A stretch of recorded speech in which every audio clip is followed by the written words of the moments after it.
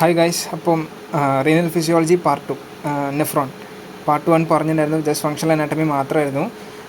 ഇത് നെഫ്രോൺ മൊത്തത്തിലുണ്ടാവില്ല, ഗ്ലോമറുലസ് മാത്രം. നെഫ്രോൺ തന്നെ നമുക്ക് പല പാർട്ടാക്കി ഡിവൈഡ് ചെയ്യാം. അതിൽ പെരിഫറലി ഹെഡിങ് നെഫ്രോൺ. അപ്പം നെഫ്രോൺ റഫ്ലി പറയുമ്പോൾ എങ്ങനെയാണ്, പ്ലസ് 2 പറഞ്ഞത് എങ്ങനെയാണ്? It's a structural and functional unit of kidney. സ്ട്രക്ചറലുമാണ് ഫങ്ഷനിലുമാണ്. സ്ട്രക്ചറലി ബേസിക്കായിട്ട് ആരാളുള്ള നെഫ്രോണുള്ളത്, ഫങ്ഷൻ ചെയ്യാനും ബേസിക്കായിട്ട് ആരാളുള്ള നെഫ്രോണുള്ളത്. ഓക്കെ, അപ്പോൾ ഒരു കിഡ്നിയിൽ എത്ര നെഫ്രോൺ വരെ ഉണ്ടാകാം? 1.3 million. Each kidney will be contain 1.3 million of what nephrons will be there. Okay, ബേസിക്കാണ് ഇതൊക്കെ. ഇനി നെഫ്രോൺ എന്ന് പറയുമ്പം എന്തൊക്കെ കൂടി ചേർന്നാണ് ഒരു നെഫ്രോൺ എന്ന് പറയുമ്പോൾ? നെഫ്രോൺ എന്ന് പറയുമ്പോൾ it's A basic and functional and structural unit. Okay, അപ്പം ഈ ഒരു നെഫ്രോൺ എന്ന് പറഞ്ഞാൽ എന്തൊക്കെ കൂടി ചേർന്നായിരിക്കാം? റീനൽ കോർപ്പസിൽ അഥവാ മാൽപീജിയൻ കോർപ്പസിലും കൂടെ റീനൽ ട്യൂബ്യൂളും. അതായത് ആരാ? റീനൽ കോർപ്പസിൽ അഥവാ അയാളുടെ വേറൊരു പേരാണ് മാൽപീജിയൻ കോർപ്പസിലും റീനൽ ട്യൂബ്യൂൾസും കൂടി ചേർന്നാണ് എന്ത് ഒരു നെഫ്രോൺ എന്ന് പറയുന്നത്. അപ്പം ഈ റീനൽ കോർപ്പസിൽ അല്ലെങ്കിൽ മാൽപീജിയൻ കോർപ്പസിൽ ആരൊക്കെ ഉണ്ടാകാം? ഗ്ലോമറുലസും ഉണ്ട്, ബൊമാൻസ് ക്യാപ്സ്യൂളും ഉണ്ട്. ഗ്ലോമറുലസ് നമുക്കറിയാം എന്താണ്, കാപ്പിലറി നെറ്റ്വർക്കാണ്. അവൻ്റെ കൂടെ അവനെ കപ്പ് പോലെ കവർ ചെയ്യുന്ന ആ ബൊമാൻസ് ക്യാപ്സ്യൂളും കൂടി ചേർന്നാലാണ് എന്താവുക? റീനൽ കോർപ്പസിൽ അല്ലെങ്കിൽ മാൽപീജിയൻ കോർപ്പസിലാവുക. ഓക്കെ, ഇനി റീനൽ ട്യൂബ്യൂൾസ് എന്ന് പറയുമ്പോൾ ട്യൂബ് ലൈക്ക് സ്ട്രക്ചേഴ്സ്. ഏതൊക്കെ ട്യൂബ് ലൈക്ക് സ്ട്രക്ചർ ഉണ്ടാവുക? PCT ഉണ്ട്, ലോങ് ലൂപ്പ് ഓഫ് ഹെൻലി ഉണ്ട്, DCT ഉണ്ട്, കളക്റ്റിംഗ് ട്യൂബ് ഉണ്ട്, കളക്റ്റിംഗ് ഡക്റ്റ് ഉണ്ട്. PCT, DCT, loop of Henley and collecting duct. ഇതാണ് റീനൽ ട്യൂബ്യൂൾ. ഈ റീനൽ ട്യൂബ്യൂളും ഈ മാൽപീജിയൻ കോർപ്പസുകളും ഇതാണ് എന്താവുക? ഒരു നെഫ്രോൺ ആവുക. ബേസിക്കലി ഓക്കെ അല്ലേ? ഇനി മാൽപീജിയൻ കോർപ്പസിലെ ഒരാളായ ഗ്ലോമറുലസ് നോക്കാം. ഓക്കെ, അപ്പം ഈ റെഡ് കളറിൽ കാണുന്ന ഈ ഫിഗറിലുള്ള റെഡ് കളറിൽ കാണുന്ന ഏരിയയാണ് എന്ത്? ഗ്ലോമറുലസ് എന്ന് പറയുന്നത്. ഓക്കെ, ഗ്ലോമറുലസ് എന്താണ്? It is mainly made up of what? Blood vessel. Okay, blood vessel എന്ന് പറയും. കയറുന്ന, അതായത് ഈ പറഞ്ഞ ഗ്ലോമറുലസിലേക്ക് നെഫ്രോണിലേക്ക് കയറുന്ന ബ്ലഡ് വെസലാണ് ആര്? എഫറൻറ്റ്. ഇറങ്ങിപ്പോണ ആരാണ്? ആര്? ഇഫറൻറ്റ്. ഓക്കെ, കയറുന്ന ആൾ എഫറൻറ്റ്. ആദ്യത്തെ ആളെന്ന് ഓർത്താൽ മതി. ABCDയിൽ നമ്മൾ ഫസ്റ്റ് ലെറ്റർ ഏതാ? കയറുന്ന ആൾ എഫറൻറ്റ്, ഇറങ്ങുന്ന ആൾ efferent. Okay, afferent arteriole, efferent arteriole. Okay, ഇപ്പം ഗ്ലോമറുലസ് എന്ന് പറയുമ്പം it is a tuft of capillary എന്നാണ് പൊതുവെ പറയുക. എന്താണ്? It's a tuft of capillary. അതുപോലെ തന്നെ ബ്ലഡ് വരുന്നു, ഒരു നെഫ്രോണിലേക്ക് ബ്ലഡ് വരുന്ന കഥ കേൾക്കാം. ബ്ലഡ് വരുന്നു എങ്ങോട്ടേക്കാണ്? അഫറൻറ്റ് ആർട്ടീരിയോയിൽ കയറി.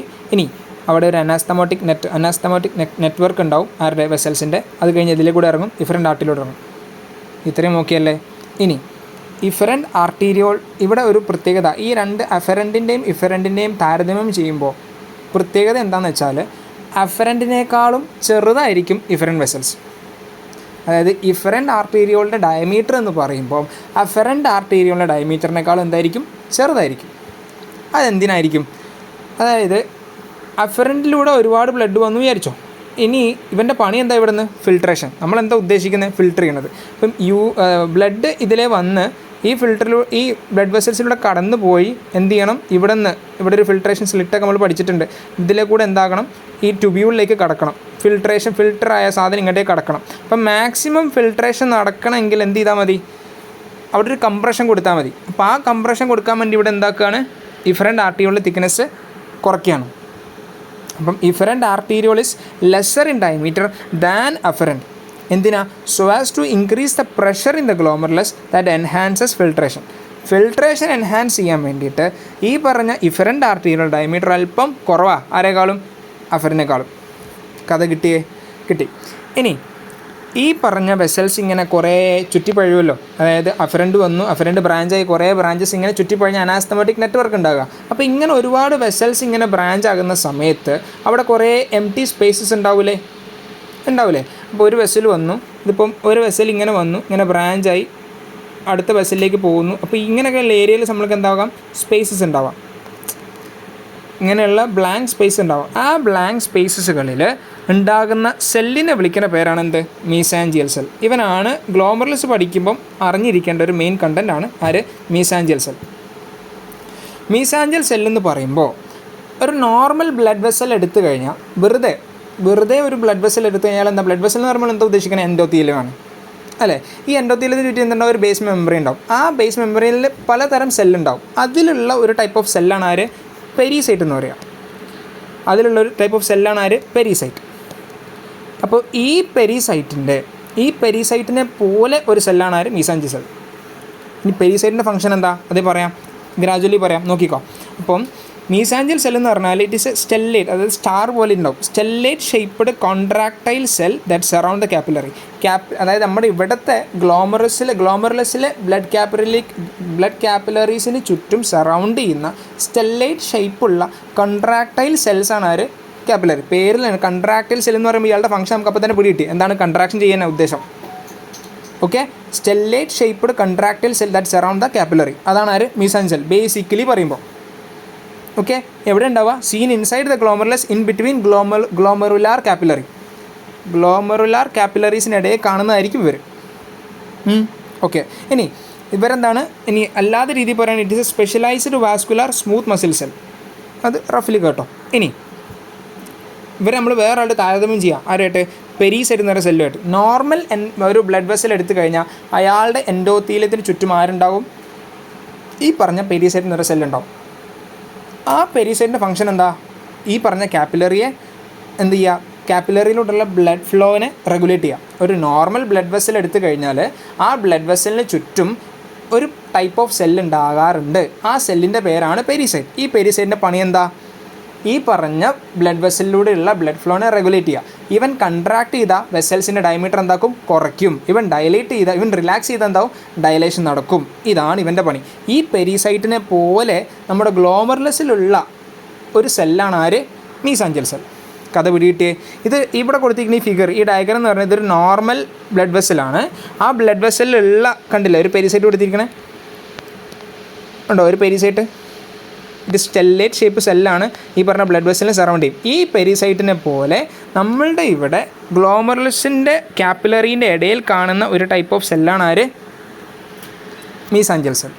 അപ്പോൾ മീസാഞ്ചൽ സെൽ ആരാണ്? അവൻ ഏകദേശം ഐഡിയ കിട്ടി. ഇനി മീസാഞ്ചൽ സെൽസിന് ഒരു ഗ്ലോമറുലസിൽ ഒരുപാട് ഫങ്ഷൻസ് ഉണ്ട്. അതെന്തൊക്കെയാണെന്ന് നോക്കാം. അതൊരു കഴിഞ്ഞാൽ ഈ വീഡിയോ കഴിയും, കുറച്ചേ ഉള്ളൂ.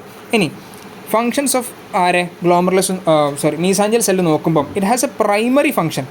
മുകളിലല്ല, താഴെ നോക്കണേ. It has a primary function. എന്താ അവൻ്റെ പ്രൈമറി ഫംഗ്ഷൻ? പ്രൈമറി ഫംഗ്ഷൻ ആദ്യം കേട്ടാൽ ബാക്കി കേട്ടൊരു കാര്യമുള്ളൂ. അപ്പോൾ പ്രൈമറി ഫംഗ്ഷൻ എന്താ? It is the removal of residues and aggregated proteins from the base membrane that is required for filtration. അതായത് ഇതിപ്പോൾ ഇങ്ങനെ നോക്കാം.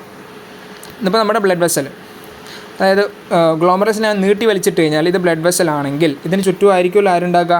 ഈ പറഞ്ഞ സോ കോൾഡ് മീസാഞ്ചൽ സെൽ ഉണ്ടാവുക അല്ലേ? ഇപ്പോൾ ഫിൽട്രേഷൻ നടക്കുന്ന സമയത്ത് ബ്ലഡ് വെസലിലേക്ക് പുറത്തേക്ക് പോകാനുള്ള ബ്ലഡ്, അപ്പോൾ അങ്ങനെ ഫിൽട്രേഷൻ നടക്കുന്ന സമയത്ത് എന്ത് സംഭവിക്കാം? ഇവിടെ കുറേ ഈ ബ്ലഡ് വെസലിന് ചുറ്റും അക്യുമുലേഷൻ വരാം. അഗ്രിഗേഷൻ ഓഫ് പ്രോട്ടീൻസ് ഉണ്ടാകാം. അതുപോലെ റെസിഡ്യൂ അതായത് അരിച്ച് കഴിയുമ്പോൾ ബാക്കി ഉണ്ടാകുന്ന വേസ്റ്റ് അല്ലേ, അങ്ങനെ റെസിഡ്യൂസും ഉണ്ടാകും. അതുപോലെ തന്നെ ഈ പ്രോട്ടീൻസും അഗ്രിഗേഷൻ ചെയ്യാം. ഈ പറഞ്ഞ ആൾക്കാരെ അവിടെ നിന്ന് മാറ്റിയാലല്ലേ, അതായത് ഇപ്പം ഒരു അരിപ്പ ഉണ്ടെങ്കിൽ അരിപ്പയിലൂടെ നമ്മളൊരു സാധനം അരിച്ച് കഴിഞ്ഞ് കഴിഞ്ഞാൽ ആ അരിപ്പയിലുള്ള ബാക്കി വരുന്ന ഭാഗം, ചണ്ടി എന്ന് പറഞ്ഞ ഭാഗത്തെ നമ്മൾ മാറ്റിയാലല്ലേ വീണ്ടും അരിക്കുമ്പോൾ നമുക്ക് സ്മൂത്തായി കിട്ടുള്ളൂ. സെയിം സിസ്റ്റം തന്നെ ഇവിടെ. അതായത് ഈ ബ്ലഡ് വെസലിലൂടെ പുറത്തേക്ക് ആളെ കളഞ്ഞ് കഴിയുമ്പോൾ അവിടെ റെസിഡ്യൂസ് ഒന്ന് അടിയും. ഈ റെസിഡ്യൂസിനെ മാറ്റിയാലേ ഇനി ഫർദർ ഫിൽട്രേഷൻ നടക്കുകയുള്ളൂ. ആ പറഞ്ഞ ആൾക്കാരെ അവിടെ നിന്ന് മാറ്റലാണ് ആരുടെ പണി? മീസാഞ്ചലിൻ്റെ പണി. അപ്പോൾ എങ്ങനെ പറയാം? റഫലി പറയുമ്പം it has the primary function of removal of residues and aggregated proteins from the base membrane that is required for what? Filtration. Primary function കഴിഞ്ഞു. ബേസിക്കലി ഇതറിഞ്ഞാൽ മതി. ഇനി ബാക്കിയെല്ലാം എളുപ്പമാണ്. ഞാൻ നേരത്തെ പറഞ്ഞു ഇവനൊരു ഒരു പ്രോപ്പർട്ടി ഉണ്ട്, കൺട്രാക്ടൈൽ പ്രോപ്പർട്ടി. അതായത് ബ്ലഡ് വെസൽസിനെ കൺട്രാക്ട് ചെയ്യാനും റിലാക്സ് ചെയ്യാനും ഇവന് സഹായിക്കും. അപ്പോൾ അതുവഴി നമുക്ക് എന്തെടുക്കാം? ഇനി ആലോചിച്ച് നോക്കിയേ, അതുവഴി നമ്മൾ എന്തിലേക്ക് പോകുന്നു നോക്കോട്ടോ. ഇത് കൺട്രാക്ഷൻ എന്താ നോക്കിയാൽ, കൺട്രാക്ഷൻ ഓഫ് ബേസ് മെംബ്രെയിൻ. അതായത് നമ്മൾ ഈ പറഞ്ഞ ബേസ് മെംബ്രെയിനിലാണല്ലോ ആരുള്ള മീസാഞ്ചിലുള്ളത്. അപ്പോൾ മീസാഞ്ചിൽ വന്നിട്ട് കൺട്രാക്ഷൻ നടന്നു കഴിഞ്ഞാൽ എന്ത് സംഭവിക്കും? സർഫസ് ഏരിയ കുറയും. സർഫസ് ഏരിയ കുറഞ്ഞാൽ എന്ത് കുറയും? GFR കുറയും. ഇതെങ്ങനെയാണ് നമ്മൾ ഫർദർ പഠിക്കും. ഓക്കെ, അപ്പം അടുത്തൊരു ഫംഗ്ഷൻ എന്ത്? Regulation of GFR. എങ്ങനെ? മീസാഞ്ചൽ സെൽ കൺട്രാക്ഷൻ നടക്കും, contraction of base membrane, decrease in surface area, thereby GFR decreases. രണ്ട് പ്രൈമറി ഫംഗ്ഷൻ കഴിഞ്ഞു. ഇനി അടുത്തത് എന്താ? ഒന്ന് സ്ട്രക്ചറൽ സപ്പോർട്ട് കൊടുക്കാമല്ലോ. വെസൽസ് അല്ലേ, വെസൽസിന് സ്ട്രക്ചറൽ സപ്പോർട്ട് കൊടുത്തോട്ടെ. ഇനി അടുത്തത് എന്താ? എക്സിബിറ്റ് ഫാഗോസൈറ്റോസിസ്, അതായത് ഇമ്മ്യൂൺ ഫംഗ്ഷനാണ്. ഇനി അടുത്തത് സെക്രീഷൻ ഓഫ് ഹോർമോൺ. എന്ത് ഹോർമോൺ ആയിരിക്കാം? പ്രോസ്റ്റാഗ്ലാൻഡിൻ. ഇനി അതുപോലെ തന്നെ എക്സ്ട്രാ സെല്ലുലാർ മെട്രിക്സിൻ്റെ ഫോർമേഷൻ സഹായിക്കും. Helps in contraction of capillary. നമ്മൾ പറഞ്ഞു. ഇത്രയേ ഉള്ളൂ ഫംഗ്ഷൻ. കഴിഞ്ഞു കേട്ടോ. Thank you.